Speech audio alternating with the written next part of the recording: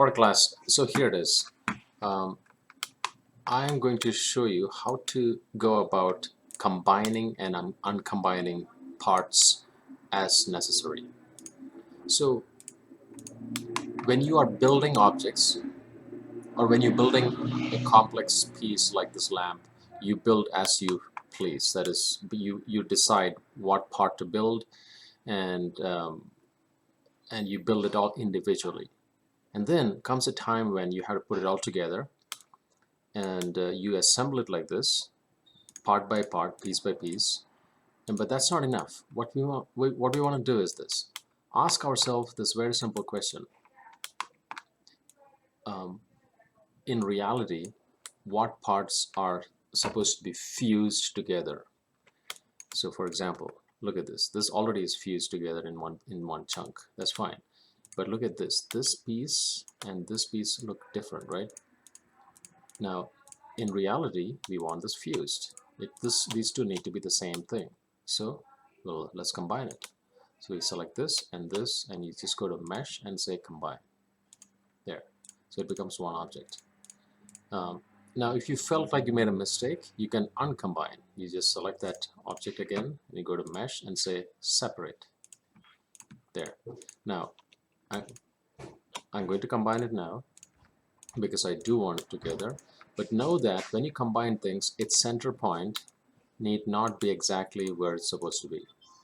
So in this case, it's fine. But sometimes if the center point goes off, like to the center of the world, what you do is you select it, you just say modify and say center pivot. There.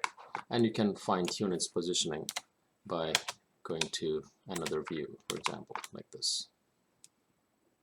Put it right in the center, because I might need that to rotate it exactly. Alright, so that's the idea of combining things. So, so other places I can combine on this object would be something like this. See, this and this and this and this all seem to be, actually no, I'd say this and this is good to combine. Or excuse me, or maybe it's this and these two and this is one thing to combine together. So if I had built the center piece as a separate object, what I would do is I'd just take that center piece alone, the center part of the cylinder, and combine it with this long arm, and that would make it a little more realistic. But since I didn't do that, I'll just go with this. I'm going to combine these three, or these pieces. Combine. Now, I'll tell you why this is necessary, because only when you combine can you turn it correctly. So, because this object, its center point is supposed to be not here, but it's supposed to be right here. So let's fix that. So I take it and move it to, and here's how you can snap it to perfectly. I press insert to make sure I have control over the pivot, and then hold on V and snap it to exactly the middle. And it's good to zoom in really close to find that middle.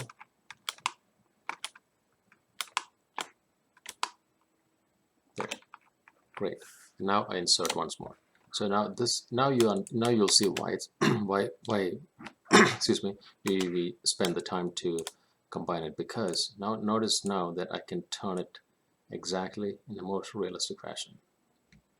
Now the fact that this doesn't, the upper arm doesn't move with it is a different matter, because that is a matter of hierarchy, which is a completely different topic in itself.